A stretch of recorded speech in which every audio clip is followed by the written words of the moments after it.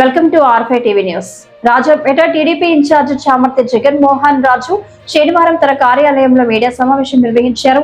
ఈ సమావేశంలో ఆయన మాట్లాడుతూ రాజంపేట వైసీపీ ఎమ్మెల్యే ఆకేపాటి అమర్నాథ్ రెడ్డి తన గ్రామం ఆకేపాడులో పెత్తందారీ వ్యవస్థ నడుపుతున్నారని, ఇతరుల నుంచి కాజేసిన 5 ఎకరాల భూమిలో 1.5 ఎకరాలు టీటీడీకి ఇచ్చి కళ్యాణ మండపం కట్టిన తర్వాత తిరిగి తన భార్య పేరుతో దానిని రిజిస్టర్ చేయించుకున్నారని, టీటీడీని సొంత ప్రయోజనాల కోసం వాడుకుంటున్నారని అన్నారు. ఈ కార్యక్రమంలో తెలుగుదేశం నాయకులు పాల్గొన్నారు.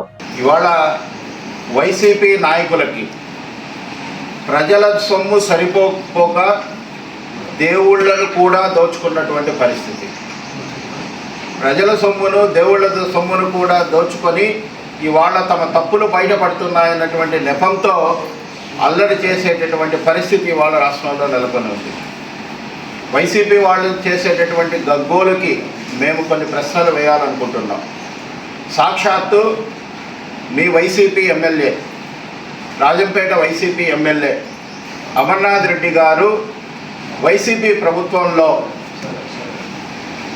జడ్పీ నిధుల్ని, ప్రభుత్వ నిధుల్ని సొంత ఎస్టేట్లకు వేసుకోవడమే కాకుండా స్వయంగా వెంకటేశ్వర స్వామిని మోసం చేయలేదా? మేము అక్రమాలు వెలుగులోకి తీసుకున్న తర్వాత చంపలు వేసుకొని కొంత సరిదిద్దుకోలేదా?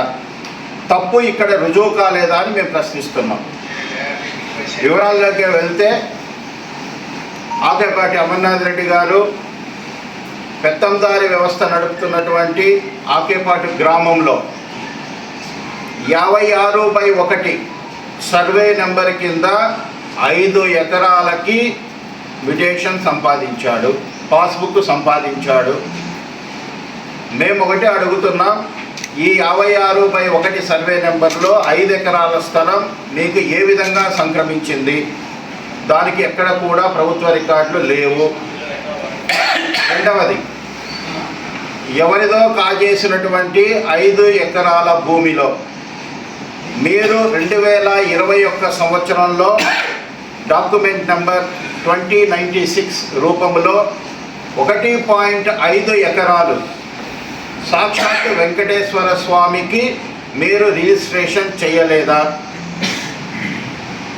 దాని తర్వాత అక్కడ టీటీడీ కళ్యాణ మండపం కడతానని చెప్పి మీరు టీటీడీ నుంచి నిధులు తెచ్చుకోలేదా? నిధులు తెచ్చుకొని కళ్యాణ మండపం కట్టిన తర్వాత 2023లో తిరిగి ఆ 1.5 ఎకరా భూమిని కూడా మీ భార్య పేరిట రిజిస్టర్ చేసుకోలేదా? అంటే ఇక్కడ వెంకటేశ్వర స్వామికి సంబంధించిన స్థలము ఇచ్చి దాని పేరిట మీరు నిధులు తెచ్చుకొని కళ్యాణ మండపం నిర్మించి తిరిగి కళ్యాణ మండపంతో సహా భూమిని మీ భార్య పేరిట మీరు రిజిస్టర్ చేయించుకోలేదా? కూటమి ప్రభుత్వం వచ్చిన తర్వాత 2025వ సంవత్సరంలో మీరు తెలుగుదేశం పార్టీ మీ మీద ప్రశ్నించి మీ భూములన్నింటినీ తీసుకొచ్చి మీరు కట్టినటువంటి అక్రమ ఎస్టేట్ కూడా ప్రభుత్వ భూమిది, అక్రమ భూమి అని తేల్చిన తర్వాత మీరు 29/4/2025లో తప్పులు సవరించుకుంటూ తిరిగి 1.5 ఎకరా వెంకటేశ్వర స్వామికి తిరిగి రాయలేదా? ఇందులో మేము ప్రశ్నించేది ఏంటంటే, మీరు తిరిగి వెంకటేశ్వర స్వామికి 1.5 ఎకరాలు తప్పైపోయింది, తెలుగుదేశం వాళ్ళు ప్రజలు మా ఎంటపడినారు, మా బండారం బాగుపడిన తర్వాత మీరు సవరించుకున్నటువంటి రిజిస్టర్లో ఇక్కడ తిరిగి మీ భార్య పేరిట 3.5 ఎకరాలు రాసినప్పుడు దానికి హద్దుగా దక్షిణం వైపున టీడీపీ కళ్యాణ మండపాలు మీ డాక్యుమెంట్లో పెట్టుకున్నారా?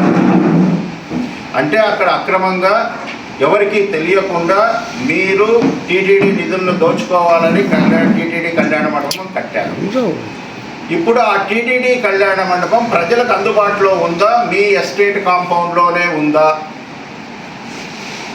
ఎందుకు మీ ఎస్టేట్ కాంపౌండ్లో స్వామివారి నిధులతో నిర్మించినటువంటి కళ్యాణ మండపాన్ని మీరు ఉంచుకున్నారు?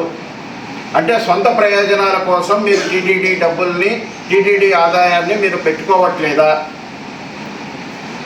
ఈ విధంగా మీరు తప్పుల మీద తప్పులు చేసి ఎక్కడ మా బండారం బయటపడుతుందో అని చెప్పి ఇవాళ దేవుని పేరిట మీరు ఆందోళనలు తర్వాత తప్పుడు ప్రచారాలు చేయట్లేదా?